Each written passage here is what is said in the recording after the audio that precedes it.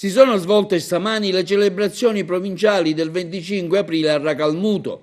Alle ore 9 la Santa Messa in ricordo dei caduti di tutte le guerre e di quelli della liberazione, svoltasi alla Chiesa Maria Santissima del Monte, celebrata da Don Diego Martorana. Quindi i sindacati CGIL, CISL e UIL, una delegazione dell'Associazione Nazionale Partigiani ad aprire il corteo, seguito da una folla di studenti di Racalmuto che hanno accompagnato il corteo tenendo una bandiera dell'Italia lunga ben 50 metri. Quindi il palco montato in piazza Umberto I, dove è iniziata la cerimonia, officiata dal prefetto Nicola Diomede. Presenti sindaci della provincia, sindacati, il vicepresidente dell'Assemblea regionale Lupo, il capogruppo del PD Rosato, oltre a parlamentari nazionali e regionali. Quindi ha avuto inizio la cerimonia con la rassegna del picchetto interforze da parte del prefetto, l'alzabandiera e l'esecuzione dell'inno di Mameli.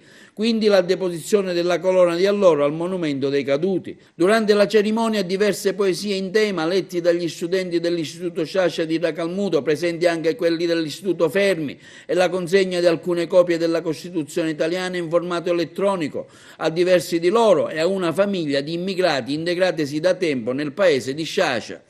Prefetto, un momento importante, oggi avete deciso insieme al comitato organizzatore di festeggiare 25 aprile qui a Racalmuto, alla presenza anche di tanti ragazzi, tanti studenti.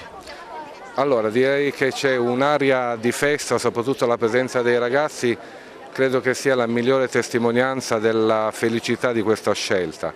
Scelta che poi rientra in una, come dire, recente tradizione. Abbiamo fatto il 25 aprile l'anno scorso a Licata, abbiamo fatto il 4 novembre a Ribera, il 4 novembre l'ultimo a Favara. Insomma, è il coinvolgimento delle comunità sul territorio provinciale, questo senza ovviamente nulla togliere al capoluogo di provincia. Il 2 di giugno sicuramente si celebrerà la festa della Repubblica ad Agrigento, ma l'entusiasmo di questi ragazzi, adesso sta sfilando questa lunghissima bandiera italiana di 60 metri, insomma, dà sicuramente uno spirito di allegria, di partecipazione.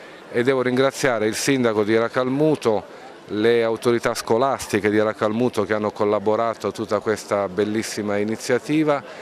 È un momento di festa perché quella della liberazione è una festa, va riempita di contenuti in termini attuali come liberazione rispetto a quei valori e quegli ideali che sin da lontano, dopo la seconda guerra mondiale, conserviamo e dobbiamo continuare a conservare. Una sua presenza qui a Racalmuto quanto è importante?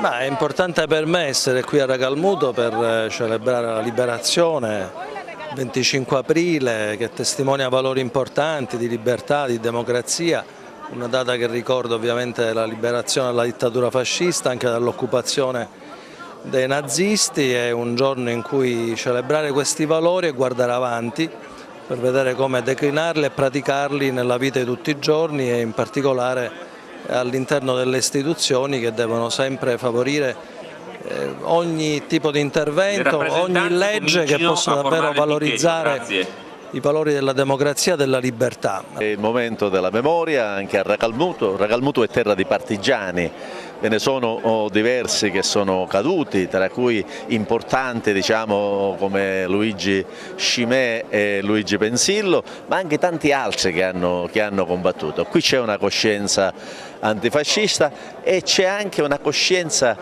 culturale. Racalmuto è anche il paese della cultura, è il paese di Leonardo Sciascia e io non mi stancherò di ringraziare il prefetto per aver scelto Racalmuto quest'anno in questo giro che la manifestazione sta svolgendo in tutti i comuni della provincia. Credo che il messaggio debba essere quello della pace, lo ha lanciato il parroco, l'arciprete durante la messa, ci sono questi pericoli, oggi i partigiani chiederebbero di avere più pace.